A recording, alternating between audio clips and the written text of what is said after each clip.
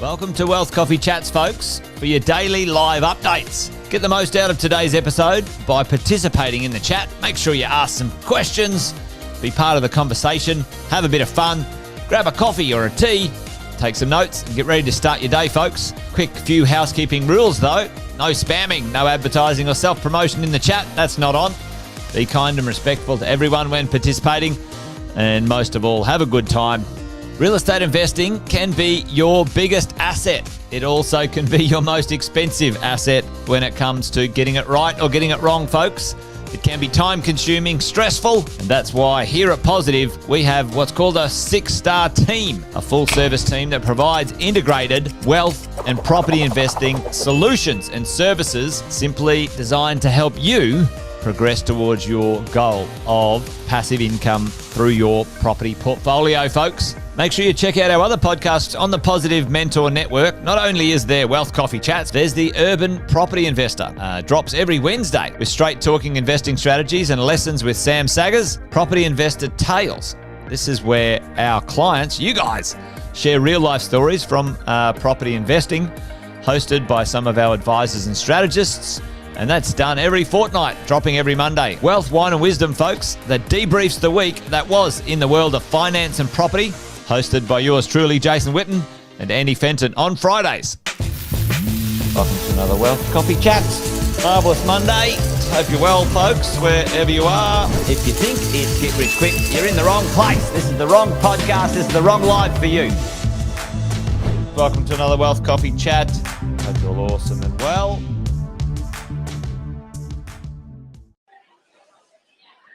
Well, hello. Good morning, everyone. Welcome to Wealth Coffee Chats. I'm in the airport, in Brisbane International Airport today, on my way to Fiji for a bit of a holiday, but also a bit of business, bit of education, and a bit of learning time. Let me know if you can hear me okay. Can't speak too loud this morning in the airport. I don't want to disturb everyone, but hey, good morning, Chris. Good to see you, mate. Good to see a few of the early birds up and at it already. Do the quick intros while things are getting settled in. Jason Witten's my name. You guys know that. If you don't, if you're new, say hello in the chat. It'd be great to hear from you. And let us know where you are dialing in from for this morning's show. Hey, good morning, Geordie. Good to see you. There's Luke. Oh yeah, great, good stuff, Luke. Yeah, last night was excellent. Sammy always puts on a good show, that's for sure. That is for sure. Hey, great to see a few jumping on early. Hey, listen, today I thought we might finish off a bit of the conversation from last night, Luke. Luke was talking about, folks, if you didn't already know, our coaching and mentoring program, those who are in our lifetime program of getting coached, advised, assisted to build their property portfolios. Last night we talked about creating passive income from your portfolio and how and when to expect that. I didn't get a chance last night to finish off the conversation around the income engine, the idea of weekly, monthly, quarterly, yearly income, and how you create that as an investor, as a property investor. Let's talk about property investing because that's what we do. That's what I do.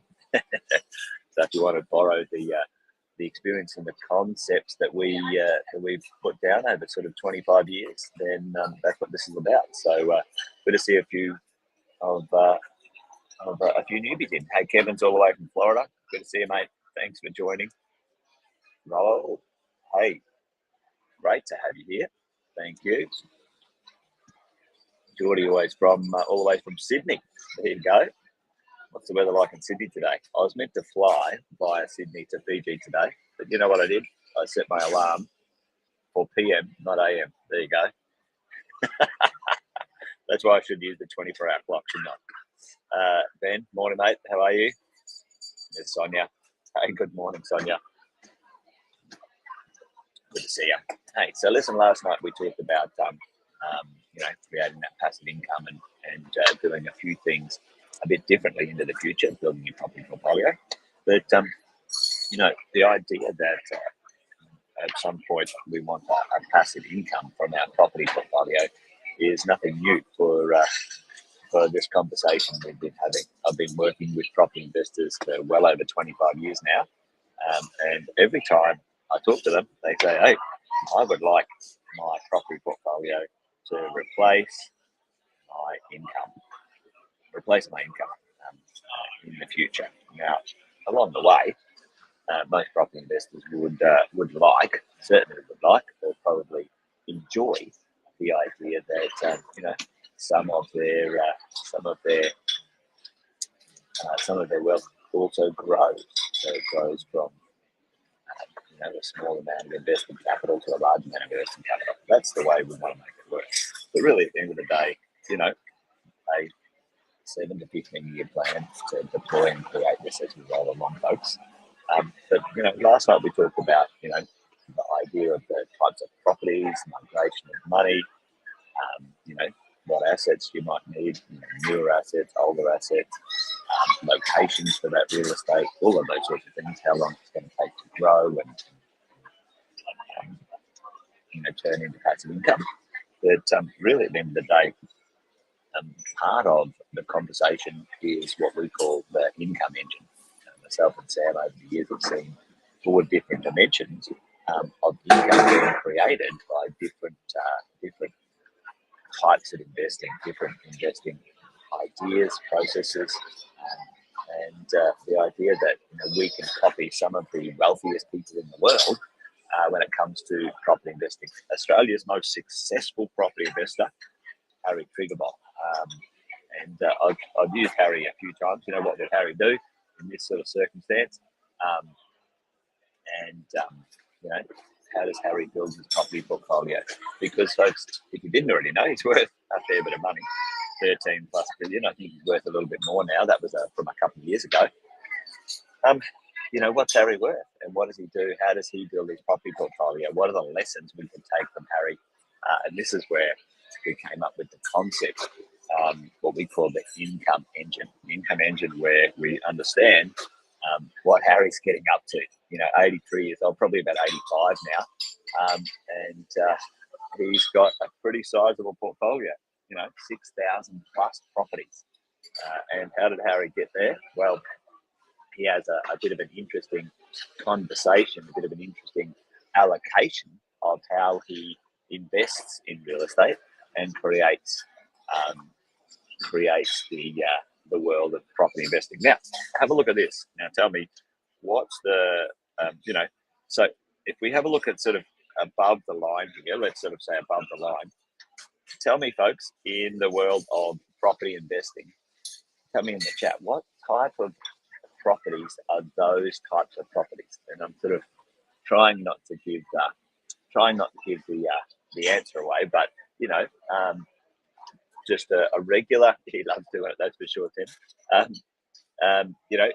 Regular rental property, right? Regular rental property, and serviced apartments. What type of property is that? What type of investment strategy is that when it comes to Harry's world, right? And if we look at this, if we sort of divide this by a few long-term and short-term, boom, absolutely, Chris. So that's long-term and short-term rentals. We'll talk about that in a second. And also, it's buy and hold, right? Buy and hold, which he goes short-term and long-term rentals. I love it, right? So what could we replicate as we go? Yeah, and then down below, Tim, absolutely. This is where Harry does what we would call trading activity, right? So he adds value, and then to make a smart move, he adds some value by construction, development, or whatever it might be, and then he goes ahead and keeps some because he doesn't want to pay too much tax, obviously, and then he might accelerate some of those incomes as well when it comes to different styles of property. So what can we learn? How can we develop something and replicate that in our world of property investing? Well, this is where we call the world of last night. Sam did the old the Kiyosaga's system. the Kiyosaki. What was that? Kiyosakas or whatever it was. Anyway, I can't remember. Maybe someone can put it in the chat. The 4 quadrants of business. But this is the income engine. This is what we can create. Oh, there we go. If my little share window popped out. Here we go. We should be back now. All right, we're back. So the idea that we can create weekly, let's say monthly, quarterly, or annual income, yearly income, and how can we do that as we go along, right? So the most reliable income on the planet, it's Kiyosaki, exactly, Sonia.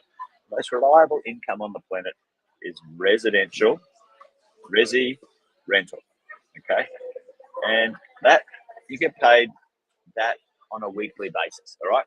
And this above the line here is how we put our portfolio together, buy and hold, and let's call this trading activity, buy and hold activity. Long-term, simple, boring stuff.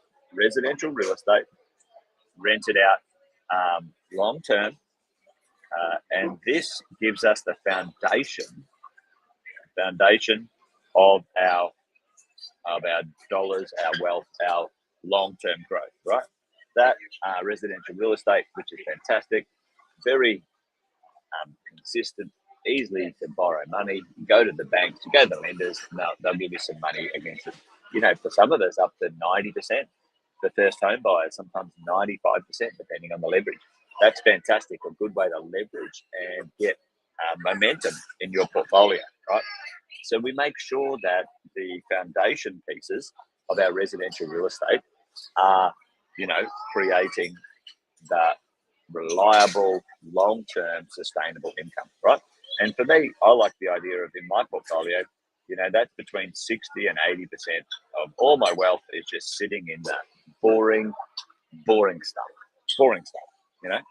I love the idea of my portfolio being a little bit bored, because then you're probably doing it right. Okay, if it's not racy, probably right. Now, when we talk monthly income, you get paid weekly, depending on how the money gets distributed by your rental system, and depending on the states and whatever. It could be weekly, it could be monthly. But how do we then get some extra income? How do we boost our income from over here? If you look at the residential real estate, you're usually looking at 4 to 5%. How do we boost our income? From 6 to 10%. Okay, 6 to 10%. How do we boost our income and maximize our wealth and our value? Well, Chris talked about it before. We had a look at Harry's portfolio. It's short-term rentals and long-term rentals. Now, what does that mean? Now, another way to do, let's say, either short-term rentals. What's another way to do rentals that you can add value, folks? Yep, absolutely. Hopefully my microphone's come back again now. What's another way to add value to your rentals, and it's not short-term, folks? I'm trying to give away the answer here, but we use the equity for joint ventures. Absolutely, Tim. That's the next part below. Once we create that activity. So I'll give you an example. I used it last night. You can see that there. One of my properties up in Brisbane, I fully furnish it. It's actually a 1-bedroom plus study apartment, which is pretty good. It rents for $900 a week, right? So we bought that property for 400. It was 505 actually. Can't remember. So you go 46,000 divided by 505 equals 9%. So yeah, fully furnished, absolutely. So one of my properties up in Brisbane, and this is pretty simple. Instead of renting it regular, chuck it over here. You can go, all right. You can go short term. You can go furnished. And you can rent sort of room by room as well, if you wanted to do some sort of student accommodation or something else as well. So my it's furnished long term, is now 9%, folks. Now 9%. Still residential real estate, still boring, straightforward, no problems with borrowing, etc. But the rental on it is significantly, up there. Hey, good morning, Rosie. Yep, Chris and Luke are all over it. Furnishing thing. Now the furniture cost me about $35,000. So sometimes you might not have the extra capital straight up, right? So this is one of the things that we could do. Let's say we purchased a property, and let's say for the first 3 to 5 years you rented it regular,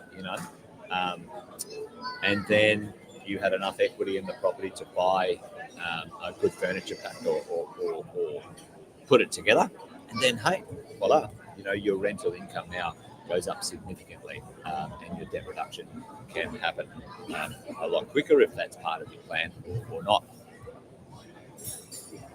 So I like to stick with residential at the top, but some people like to, for a higher yield, sometimes people might go for commercial or industrial or whatever like that.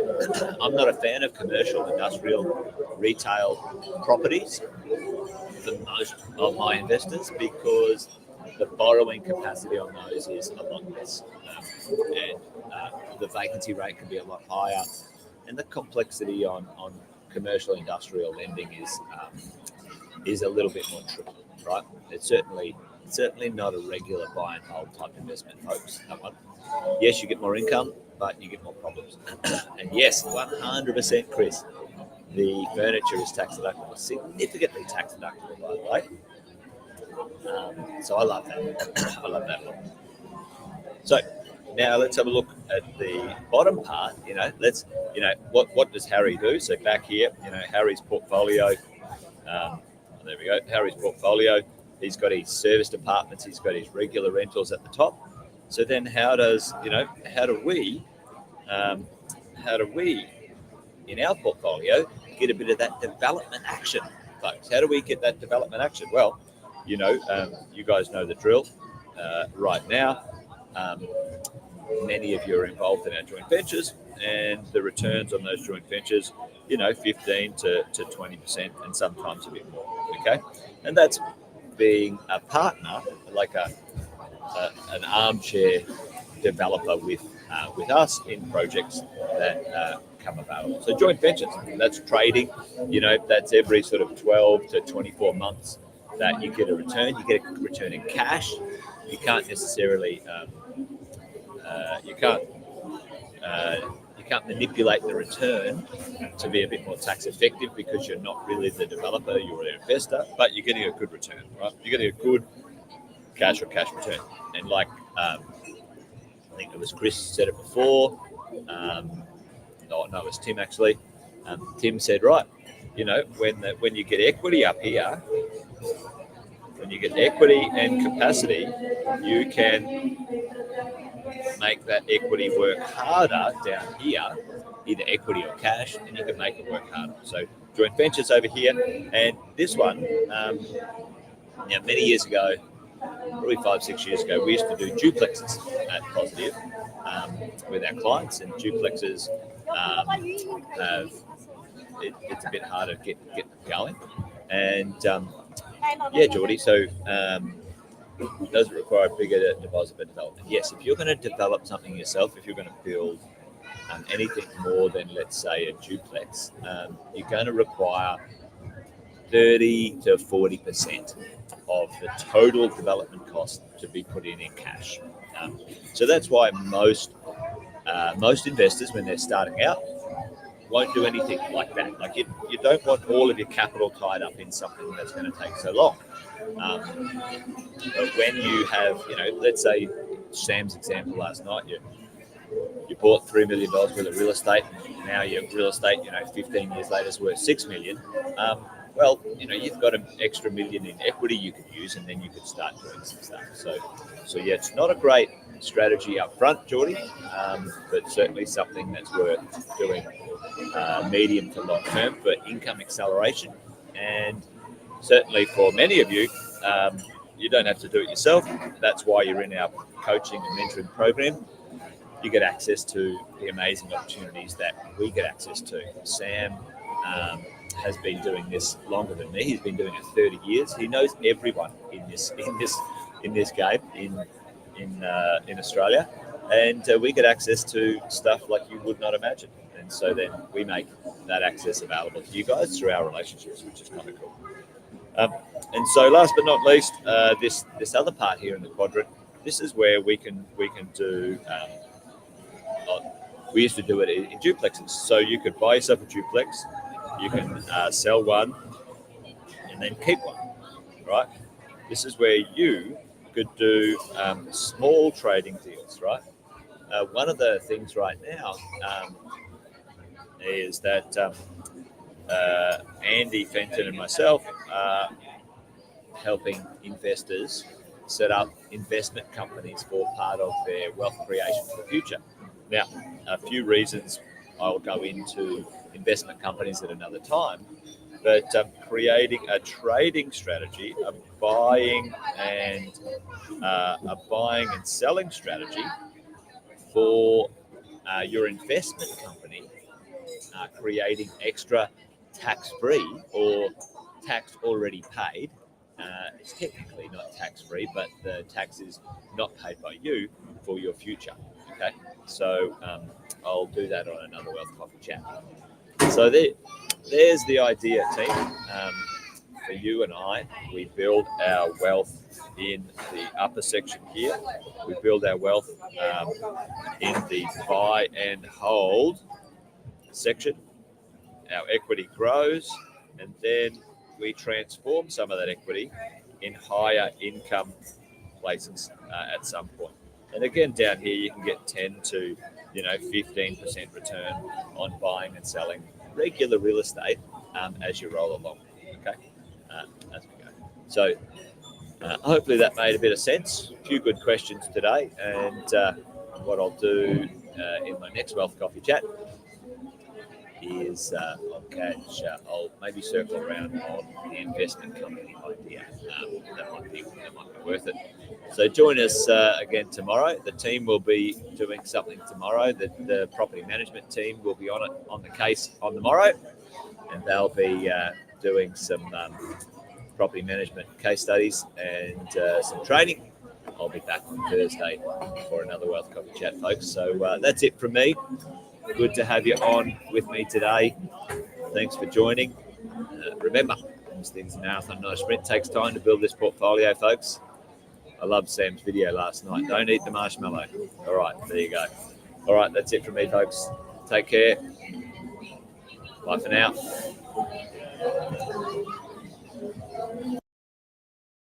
Episode of Wealth Coffee Chat, folks. Make sure you like, subscribe, and turn on your notifications so you never miss a thing when we go live. Improve your portfolio and investing game, folks, with Wealth Coffee Chats live every morning at 8:10 each weekday. Make sure you join us. Previous episodes are also available wherever you get your podcasts, folks, as well as our other podcasts from the 6-Star team here at positivementor.com.au.